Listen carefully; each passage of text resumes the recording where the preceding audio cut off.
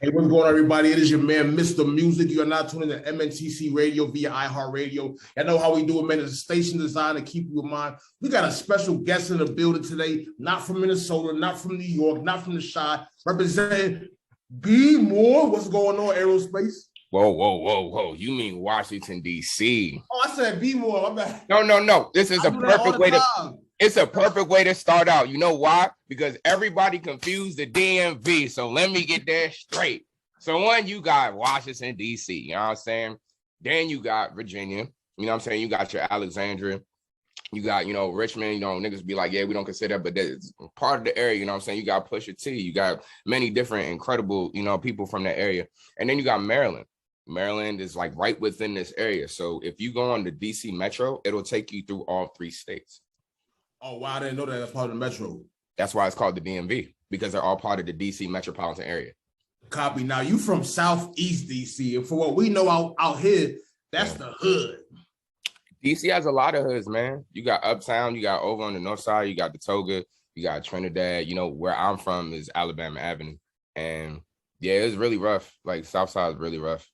Now growing up out there, what were some of the things that you saw kind of just growing up on a regular basis that affected how you put out your music? I put it in perspective. There was this girl I used to ride the bus with. I would come from, at the time, like I was going to school in Southeast. My mom was like, all right, we're going to move us out of here. We're going to put us in right on the cut in Maryland. So we was in Lanham. And I would take the T16 to New Carrollton Station and take that down to Potomac Avenue, and then take the M6 to school in Southeast. This girl I used to ride with from Potomac Avenue to my school, a few years later, I was reading a newspaper, an obituary, and she was in there. So to put into perspective, like I was riding to school with this girl, and then she disappeared and just wasn't riding the bus anymore. But I'm like, all right, that happens, different routes, different things, different schools. And then I see her name sometime later in the obituary. So DC is like shit, like the DC sniper. Like I was in school when the DC sniper was like, I remember that.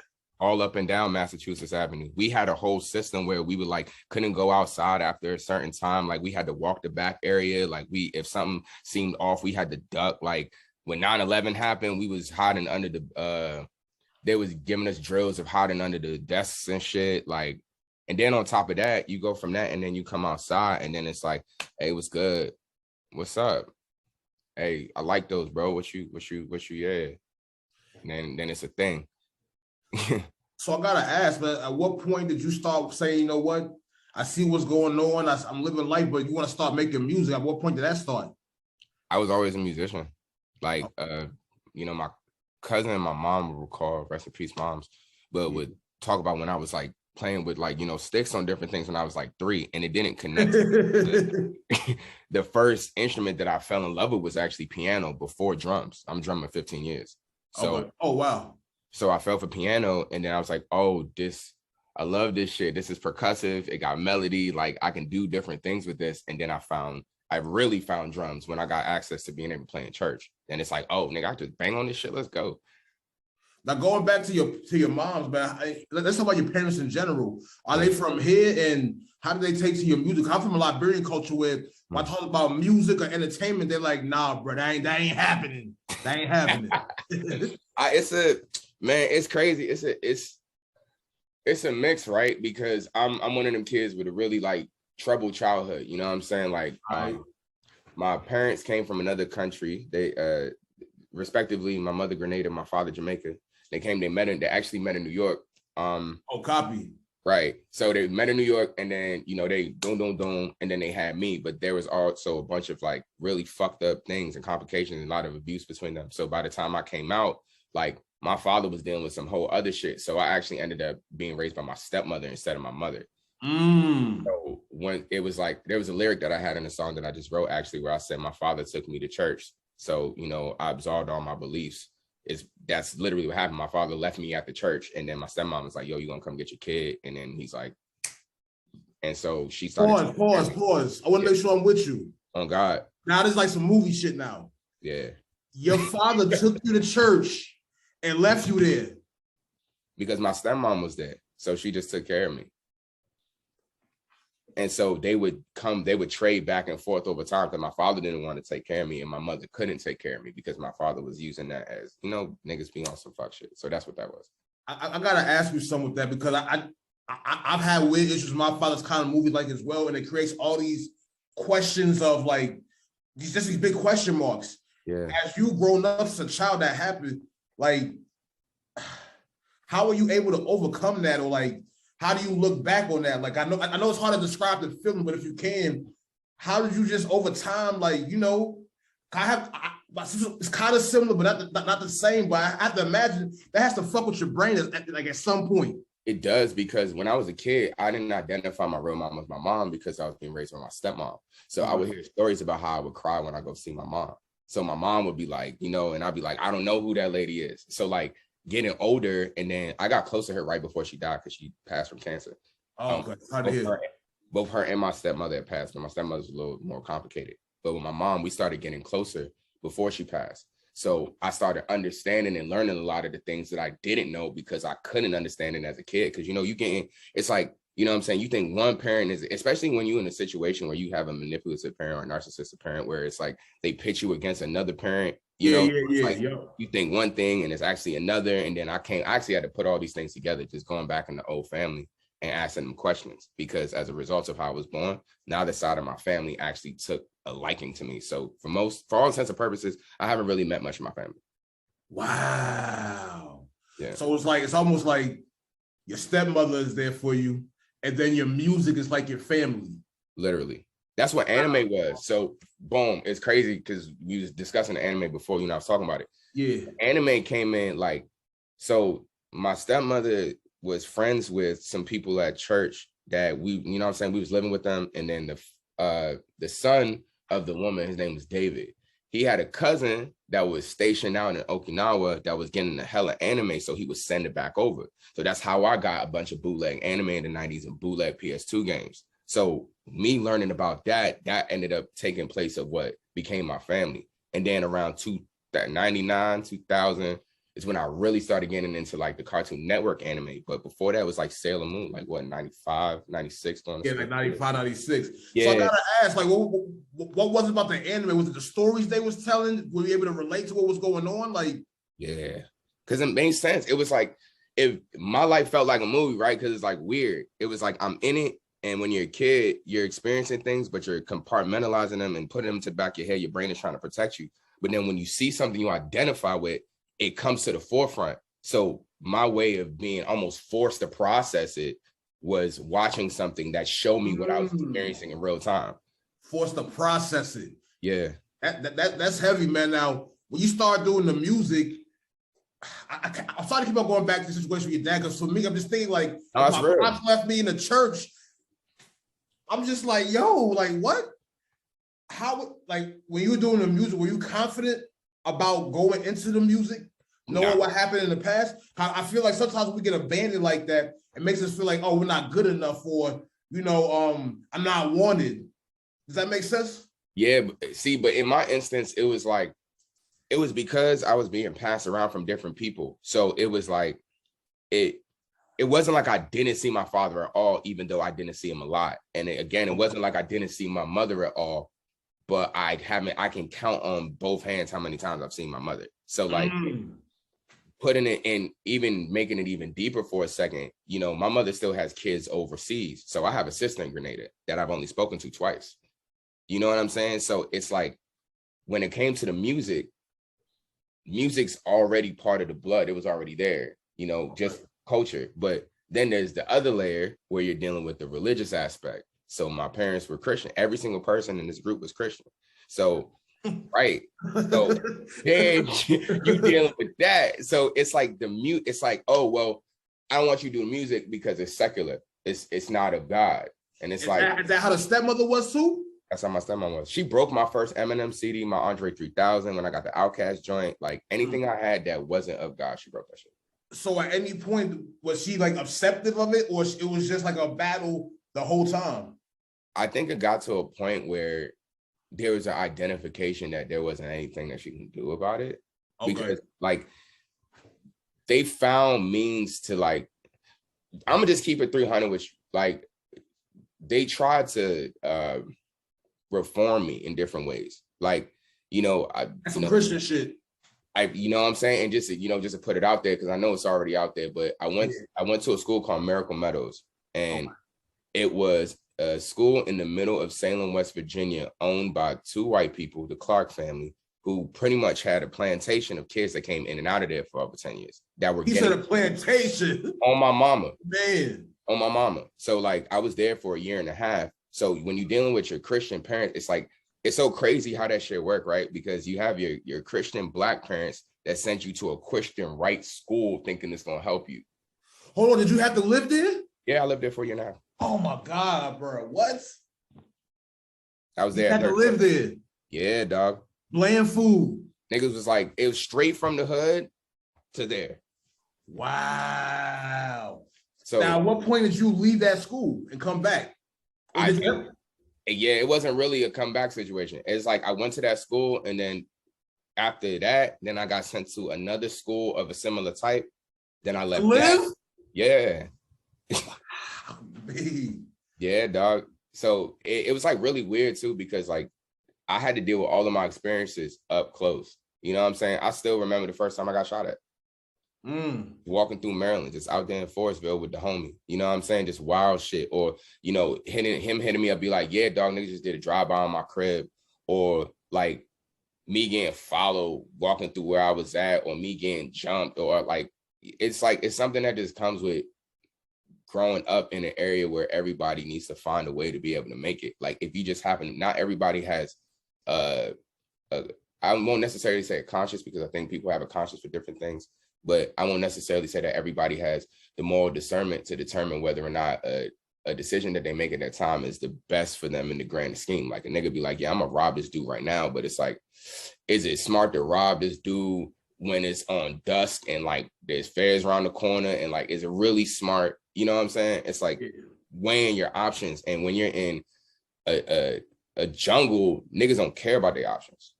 They don't care. They just want to make more opportunity. Yeah, they just want to eat. That's it. Want to eat. Now, what's crazy to me is I'm trying to handle all this information, because having conversations like this help me put things together based off the music that I listen to. While listening to your music, you got some pop elements in there. You got some kind of like gothy vibes in there. Yeah. And I feel like you're not afraid to be yourself. Now, what's crazy is when I hear your story, it's like you have to leave the hood to go these different areas that you probably wasn't in before, which made you more adaptable. And I feel that change of being adaptable is also in your music. Do you feel the same way? Or and add on to that if you want. No, it's absolutely the case. Like I like at the core, like it was always this joke with myself about how as I got older that I was just gonna quit rap and be a jazz drummer. And it's always because like I felt that jazz provided an element of security, comfort, and safety that didn't force me to be anything other than comfortable and calm. Like you see a lot of jazz drummers, they be they just be chilling. You know what I'm saying? Like that's ultimate zen to me. That's where I'm trying to be at. So like I find that with hip-hop is an ever-moving structure. And the purpose, I believe, of hip-hop was to build on it, not take away from it. So if I can translate, like, for example, the way I think about rapping is like, I'm a drummer and I'm a pianist. So you put these two elements together, all that you have are notes. Every syllable is a note. Every syllable is a note. So you strike that out. And if you're writing down rudiments or the way that you're thinking about your rapping, you can fit it in anything. You can drum to anything. You can rap to anything. The same as that concept. Now, when you first came out with your music, because your style is so different, were people in the hood like, oh, that shit's weird, or were they fucking with it, or you know what I mean? It was a mix. It was like, I had my niggas that was like, yeah, and then you had other people was like, nigga, what the fuck is you on? And it's like, I mean, what makes it even funnier is that like, my favorite rapper is Jay-Z. Like, Hovey Baby was my first song. I remember how old I was. I was 7 years old and I heard that shit. Nigga said, I'm so far ahead of my time. I'm about to start another life. Look behind you. I'm about to pass you twice. Back to the future. That's all from my present. I'm past. Niggas can't get past my past or how to propose to deal with my perfect present. When I unwrap the gift and the curse in one session, ain't no living person can test them. Nigga, I heard that and I was like, huh? Like, okay, Like I couldn't comprehend it. And then as I started listening to more and more, sneaking some CDs, getting some influences, and it was like the ways that you can piece together your own individual story. It was like hip hop said, you can do this however you want. When I learned that niggas didn't fuck with Jay-Z in the beginning, blows my mind. That's crazy. You had to go and do Def Jam. You had to go do Rockefeller. You had to do all this other shit because people were intentionally trying to prevent you from being able to get your story out because it was something they couldn't identify with at the time. So it's crazy. And now his old stuff is classic to him. So if I see that, I'm like, well, why am I not going to continue doing what I'm doing? Because at the end of the day, however I build it or whatever I choose to make it is up to me. No, that's niggas like it. Niggas not gonna like it. There's 7 billion people in the world. If you can get in front of at least 5 billion, at least 10 million, them niggas gonna fuck with you. So, no, that's word. Now let's take it to analogs all the way to now Azalea, right? When you look at the growth, what is one of your favorite? Like, what was like a defining moment for you in your growth as an artist? I feel like when somebody first comes out, while I listen to analogs, I feel like you were still looking for your style a little bit. And then as you went on, adding more of the anime to your music, I felt like you was more locked in. For you, what was your defining point? Azalea. I like. Why? Because it was a leap or what? Because it was like a big leap for you, or because it was some. All right, so like even my growth happens in ways of like, by the time I'm done, I'm just keeping it real. Oh yeah, all the way. I've finished recording it. Yeah. I'm over it. So if I can't come back to it and like it the same way I did when I first recorded it, all right, let's move on to something else. It's so hard to satiate me because of my love for music. I love so much different types of things that I almost have to please my own inner music critic with what I make. So if it's not something I can really go back to, all right, whatever. But I also have to understand that just because I may like it doesn't mean someone else may like it and vice versa. So I'll take a chance with it. I'll be like, all right, I fuck with this song, not as much as this, but let me put it out on here to see what happens. So did you like your first project? My very first project? Yeah. He like, I can't say no because I never was. I'm gonna just keep it three. I wasn't ever bad. It was like there was always an element of a foundation, but it just needed to be developed. I remember when I did one of my first shows when I was in Spanish Harlem, when I was telling you about when I did with Ty Hickson and Sheba Hickson. Shout out to them. Dude, I was there. He was like, yeah, dog, this is tight. I love what you're doing. I just want to see you do it with a band. I want to see how you develop. So then I went out to LA, went to school, linked with some people. Some time later out, I did it with a band. And I was like, oh, I get what you mean. So now that I know that I can control it from the forefront and the back, now we put all of these elements together and see what I can make. Boom, Azalea. Okay. It was like a process of like learning. You know what I'm saying? Like I remember I first time I heard West Side Gun, and I was listening to the beats and I was like, this is shit that I always like. It reminded me of like old Kanye, just loops, you know, Jay Dilla, like Doom, just like I'm like going back, like Missy. Like I really love Missy Elliott. I know niggas like don't really talk about Missy, but Missy is like Lil Wayne just recently named her as his GOAT. Nigga, like creative off the chain. She ain't too far from y'all. You see what I'm saying? Yeah. So she ain't too far from y'all. It's something that's it's just there. You know what I'm saying? And if you end up being a nigga that just sticks with it and just be weird, it just does what it does eventually, I guess. Now, I heard you say you went to California. I know you went to college out there. What was that experience?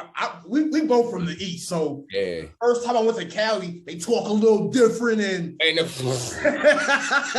hey, dog. Let me tell you about the first time somebody dapped me up in California, dog. I was so mad. Niggas was like, yeah. I was like, yo, what's up? He said, that's like some Mexican shit out here. I'm like, what is you doing? Like, what?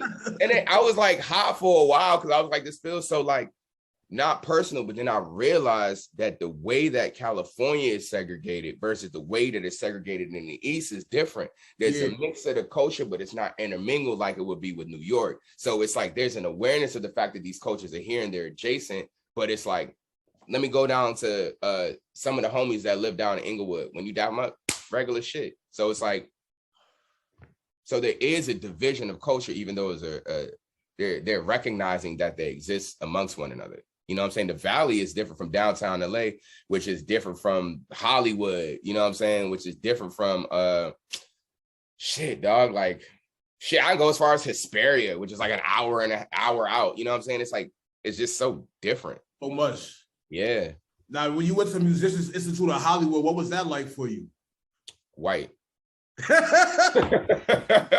it kind of trigger you back to whether you was younger going to the schools you was living in, or was it a bit different? It was a big difference because when you're dealing with musicians, you're dealing with a specific type of person.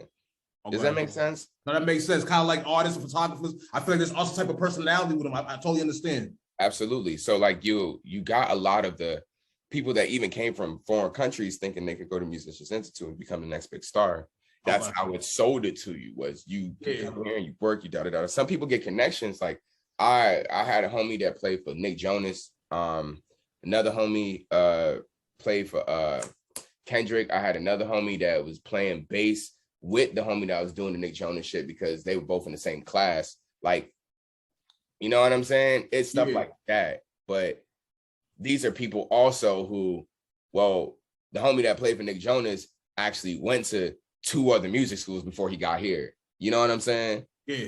So it's like you get sold and brought in of the thought that you can just become this overnight celebrity, but in reality, the people that actually did become something were people that were working long before they got to that point. No, that definitely makes sense. Now, when you was out there in Cali, was there anything that was like life-changing that happened to you whatsoever, or? There was a lot of shit. One of my homies died. Out there in Cali or back home? Nah, he died while in Cali. Actually, there's a few things that happened. One, my stepmom died while I was on tour. I was in Cali at the time. Okay, sorry to hear that. Appreciate you. My homie passed right before I released Analogs. He was supposed to be on Analogs. And I got hit by a truck. That was crazy. So hold on, pause. You got hit by a truck? Yeah. You say a truck, like what kind of truck you talking about? Like a Suburban. Obviously you good, but like, how bad was you injured? Nah, my knee is fucked up, like permanently. Ah, damn. Yeah.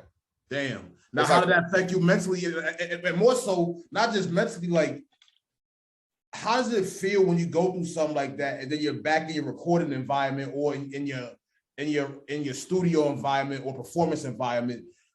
Do those thoughts go through your head? Because some people are different.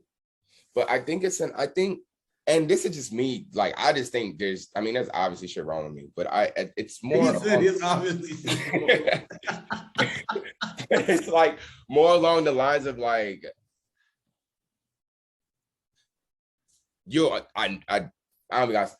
we're Black, right? Yeah, so our concept of survival and death is different than someone who isn't, right? For sure. It's like that. So because I was so used to from being young for it just be something over and over and over again, it was like, oh, okay, something else happened. All right. It's like a little numbness a little bit, right? Yeah. That definitely makes sense, man. That definitely makes sense. Now, I got to take it back a little bit to DC, because some just, you see, I want to say Baltimore again. It's okay, dog. I understand. That's why I'm here. There's something called go-go from y'all city. That's crazy. I just went to a go-go last night. Our word. We need some type of clarification about what this is, bro. From the outside looking in, I don't know if I picture like some instrument shaking. I don't know. Like, break it down for me, B.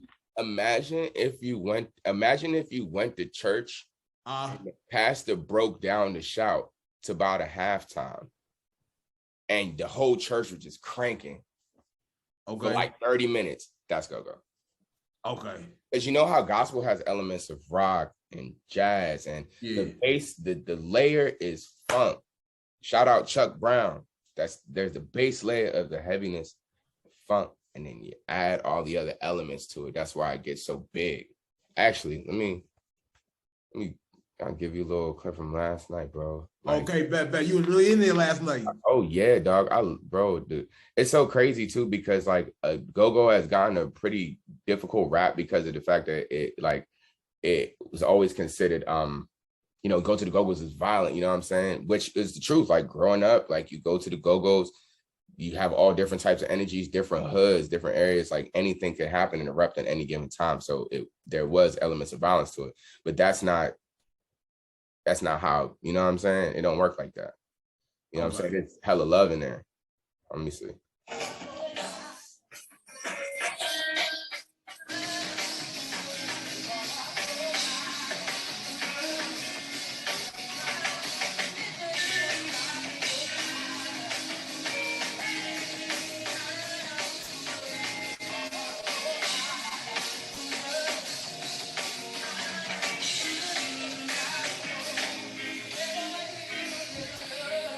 See? So It's from a that, vibe. it sounds like it's a consistent vibe. Is that kind of a way I can explain that? It's just a vibe, dog. And if you doing that's different than even a slow bounce where they get the boom, boom, boom, boom, boom, boom. It was like, I give you a perfect example of the go-go transition. Yeah. It's kind of like listening to Life by Proof. Yeah. Listening to let's see, Everybody Dies by J. Cole. Okay. You know what I'm saying? Yeah. There's a similar element but it's like broken down in a way. That makes sense. Yeah. Now, you being from DC, how did that overall like affect you as not even your music? How did go-go affect you? Like, would you walk through the city, kind of hear like go-go stuff in your head? Did you ever experiment with go-go yourself? So let's go back. Remember, how my stepmom was. So I wasn't allowed to go to the go-go's. I just catch bits and pieces of it from friends that went to go-go's at the schools. You know what I'm saying? It was like I hear about Rare, and especially on the radio, Rare Essence was on that 3 a.m, the Pancake House. That Overnight Scenario was on the run all the time, 95.5. Like you always go used to be a very strong staple of sound in the city. Now it's not no more. Not as much. It's taken over by hip hop. Okay. Yeah. Now my next question is, man, I feel like you're universal with music, man. Your sound is universal. A lot of people I listen to with hip hop, they're either this or they're that. But with you, it's like you're like a gumbo, in my opinion. I can imagine when you're around certain people, they might get intimidated. Plus, you're a brother. Let's be clear. Plus, you're a brother. You spitting. Has that affected how you've moved through the industry? Have you been mistreated in type of ways? Has there been a lot of hate coming your way from certain people? Like, I want to know that. Bro, I just left a group off of some shit like that. Yeah. I'm not even going to put their name out there because I don't want to give these niggas any type of clout. No, I'm going to say, yeah. No, nothing, bro. But they didn't treat me the best on tour. It was when I spoke up about racism that occurred, they dismissed it. And then when it came out to it, you know, I ended up waking up to a fan tagging me in a photo that they took of the CD booklet of the last album that they did with a photo of me that said, "Stop it, you're scaring the white people." Yeah, okay. So hold on, pause. Bro, These hold on. If y'all in a band or group together, so they already breaking the code. They supposed to have your back no matter what, really. You see what I'm saying? And was you the drummer? Oh nah, this was recent, bro. I was rapping. Oh, you was rapping. Wow. Mm-hmm. So off top, we know they had to have been intimidated. Mm-hmm. And they don't know how to be around Black people that are talented, clearly. But imagine you having, like, niggas care about clout and monthly listeners and all that shit. Imagine having all that way over me, but you intimidated by me, bro. That's weird. Hey, I'm better than you, bro. Let that shit go. Like, why you gotta do all this weird shit? That's definitely weird. So when you go to bed at night, like that first time after you saw that joint they posted and saying, wow. You ain't capping. Not like I thought you was at all. I'm just saying. No, Like, I'm just not a receipt. I'm a type of person, like, we don't, niggas be fake everywhere, but in DC, like, you get killed for that shit. Like, there's no room to just bullshit. Like, you just are 100% of what you are. You just not. You a real nigga, you not. You fucked up or you not. It just, I'm not gonna talk about it if it doesn't mean something to me. I don't like exaggerating that much unless I'm really trying to make a poetic statement. That's word. Now with black men, we always got to deal with stuff like that. I'm a pretty calm dude, but that's some of the radio stations I've been dealing with here. I'm not gonna say their name before I got an Iheartradio. Oh God. Dealing with a similar situation, it made me get so furious, and I was doing things I don't usually do. Yeah. What was it like for you dealing with that? One, just I'm still dealing with it because it was recent, like within the past week. That's damn, this is recent. This is recent. So this like literally just happened. So like, it's still on you then. I go in and out of anger because on one end it's like the way I explained it to who was I talking to yesterday? Shit. The homie West that I went to go, he was the one that was like playing in the band and shit.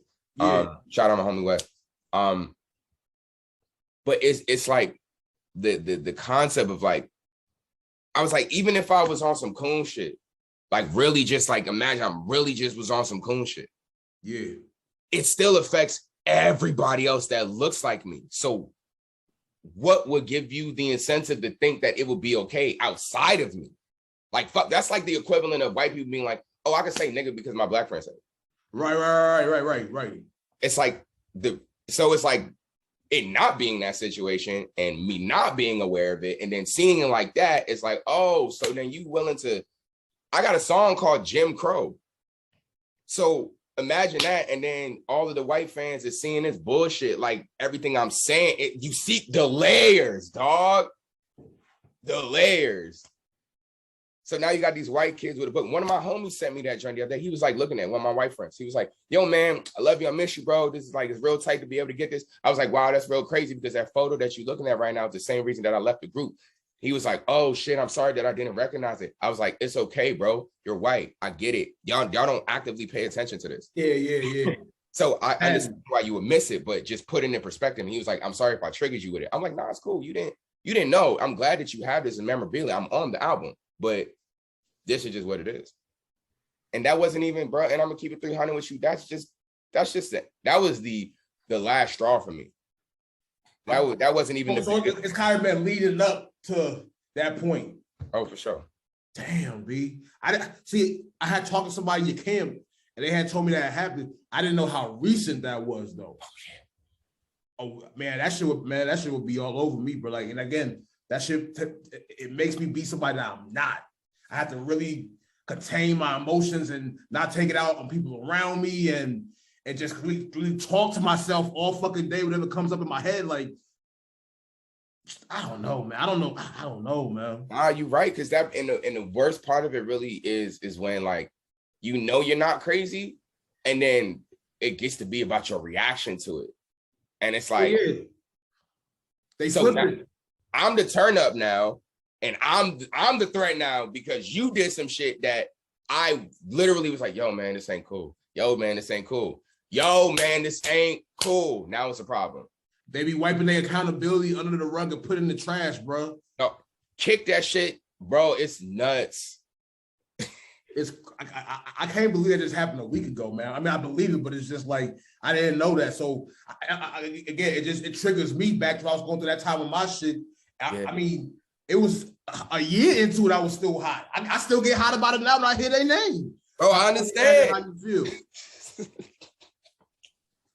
Now, and it's crazy to be an artist because they do that thing where it's like putting in the music. And it's like, yeah, dog, I put it in the music. Sure, that keeps me safe to some degree. But sometimes I don't want to be safe, nigga. Sometimes I just want to say what the fuck I feel and just have it taken like I'm a person, dog. Like, why I got to go through all these channels before my feelings get validated? No, that's word. I mean, something like that shouldn't even be an issue. That picture you just showed me, like, it's one thing to be intimidated and all that. We're going to deal with hate. We're going to deal with microaggression. But when you publicly put it out there, in a picture form, and they put it out there in a way where people will judge you like you're doing something wrong. Yeah, bro.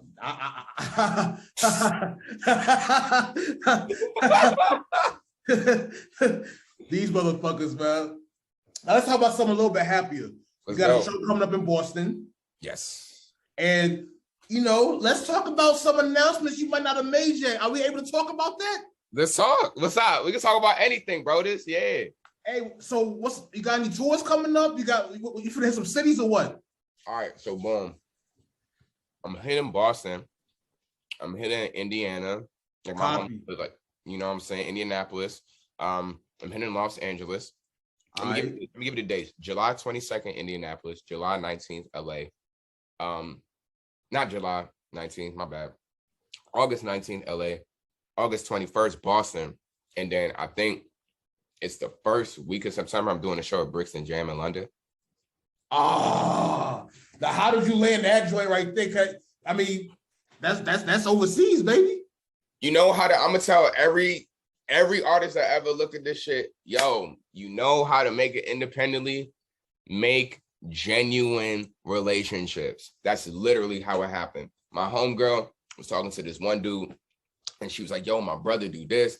And I met him. He was like, yo, this is cool. He talked to my manager. Boom. Oh, yeah, by the way, I got connects with like 3 or 4 venues. Let me see what I can do to you. Boom. Wow. That had to feel good. Yeah.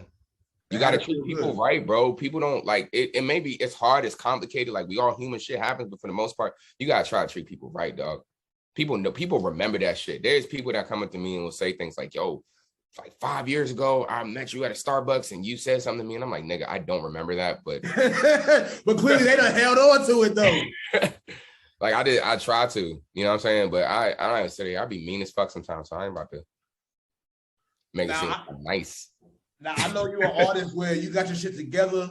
And I know you in the business tip too. I know you got some hoodies or some t-shirts, some gear somewhere. You know what I'm saying? Where can people get that at? Spacecult.co. So SPVCECULT.co. July 1st, the official store opens up. I have a lot of incredible things. Actually, let me see if I have it on me because I want to show you something crazy. All right, so boom. This is one of my favorite trades and is provides me the biggest peace of mind. So I take Polaroids. Okay. You know, this has really become like a real like part of my life. You know what I'm saying? Okay. So, you know, doing a couple shows coming up. You know, man, I'm really excited about this. Actually, I'm like looking through them. There we go. They're the good ones we looking for. Yeah. Like, bro. And seeing that Polaroid nostalgic as fuck off top, especially from our era. So boom, what is actually happening here is this is part of a project. So each Polaroid, I'm just gonna have for sale specific Polaroids. It's gonna be 200. It's gonna come in the form of a Polaroid t-shirt, one of a kind. You get a link to the physical copy of the Polaroid. You get a print of the Polaroid, and it has the story of what the Polaroid is. Once you purchase the Polaroid, it's no longer online. So you're the only person who owns it. Oh, wow. So the way that you are able to see that you physically have the Polaroid, because, you know, I own it because I took it.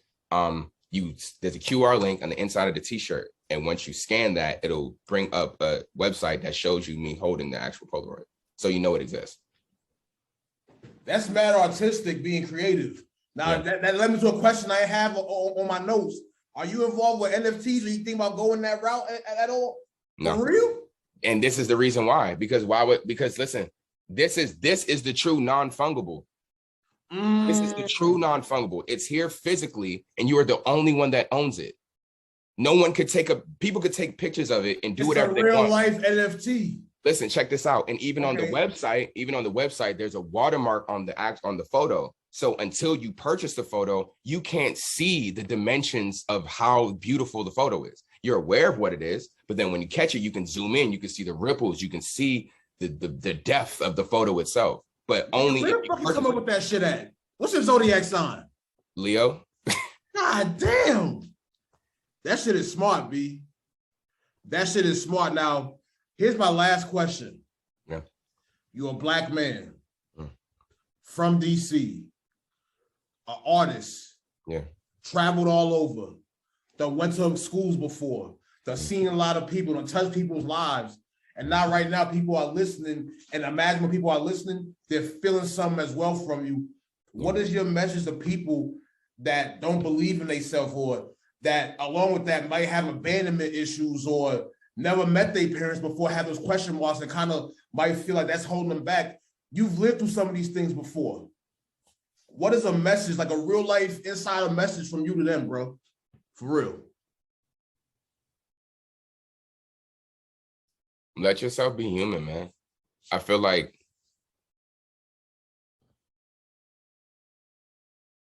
I give an example. So I'm not tolerant of the shit that I just went through, right? Yeah. But I've been in situations where I've had very aggressive racial encounters. Okay. People that I've been able to have a contact of understanding with, and them recognize and then rebuild who they are. I've seen it happen in real time. Now, I don't believe it's up to any of us to have to do that. But at the time, I just put out the energy, and that energy catalyzed something that made it something positive, in the sense of saying that everybody is a human and you have to be who you are at the time you are who you are. For example, you can whip somebody's ass and they could decide that, hey, I don't want to be an asshole today.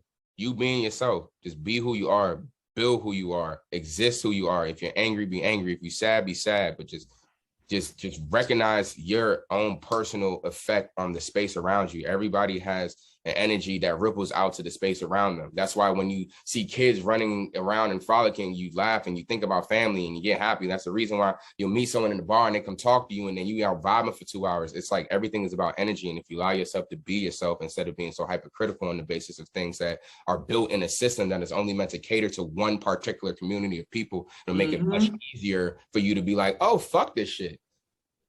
This shit not even for me. Like, look, bro, one of my fans made this on tour. Rest in peace, MF Doom, right? This man wore a mask. This man wore a mask to symbolize like the truth of identity. This man was able to be so many different things while still simultaneously being himself. So I like that concept. Yeah. Like, who's to stop you from doing that shit? I appreciate you sharing that. That wasn't no cliche answer. So I appreciate that, because a lot of people, man, you never know what they're going through.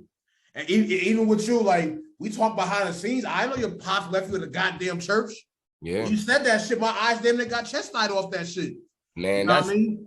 That's the least of that shit. So for you to be able to share that with my people, man, I appreciate that. Now, this is officially my last question, B. Yeah. Where can people find the music online? How can they get a hold of you on social media? How can they do that, yo? All right, boom. So my name is Airospace, Airospace. My Instagram, Twitter, everything else. The handle is AIROSPVCE, because, you know, some asshole decided to take the actual joint. So here we are trying to mix it up and be artistic and shit, because, you know, algorithm. But yeah, I'm everywhere. Spotify, Instagram, Twitter, Napster, Deezer, fuck, LimeWire, if you still got it, fuck it. He said LimeWire, he still got it. Yeah, we out here, bro. Like, you know, oh, and also on that note, man, listen, for all the Black people in the audience, do not have no time or energy explaining nothing to none of these people. You know what I'm talking about? Yeah. And for those of y'all out there that's like watching that's not Black, like, do the best you can to help and look out and just treat us like human, bro. You got a Black person next to you, fuck a protest, nigga. Treat them like they matter. That's it. That definitely makes sense to me, man. That's some of the shit we going through here in Minneapolis, believe it or not. Damn. Yeah, it's some real racial, we call it the New South up here. I performed at I think it's called First Street. First Ave. Yeah, that was downtown. Yeah, that was the show that we had while we was on tour. I'm gonna send you the video from that joint site. No doubt. And when you come back, bro, we gotta link up in person. If I'm out there in the East, I'm gonna be in New York in September. Maybe we can link up in Times Square. Out there or something. Yeah, for sure. For sure. Yeah. So I gotta say, man, I appreciate your time, and I appreciate you being vulnerable and open and not one of these chin down ass niggas that, you know, give these fake stun thug ass answers and shit that ain't true and all that. You know what I'm saying? Bro, I like, listen, I know people, and these people did their best. Like, I like my big bro along everything. I love this nigga G-Rod, bro. Like, me and this nigga always be getting in issues. But he, like, I remember one time when we was younger, he was telling me about some shit that was going on. He's like, yeah, dog, it's about to go down, about to do. I was like, yeah, dog, I got this. Let's go. He was like, nigga, sit your ass at home. I'm just trying to tell you what's going on.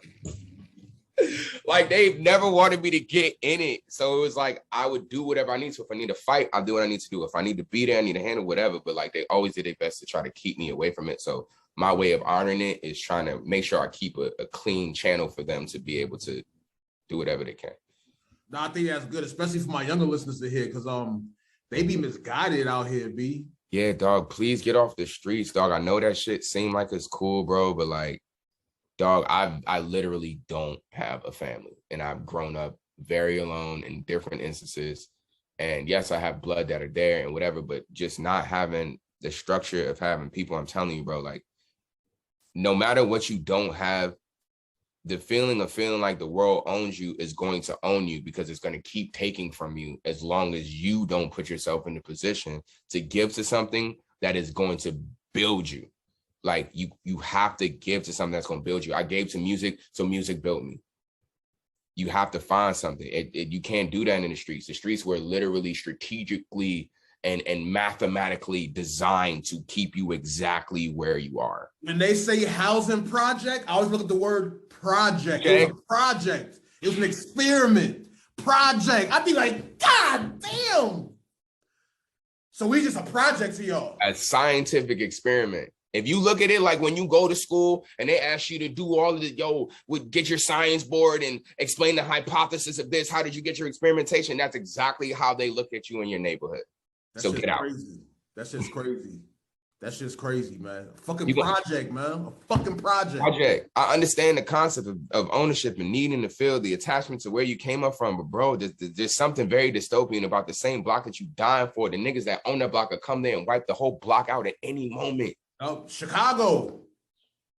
Even where you from? Literally. Even where you from? They was doing a lot of gentrification over there. Bro, there's 5-6 new buildings just off of this one street up there. Copy. Yeah. Shit's heavy, man. Mm-hmm.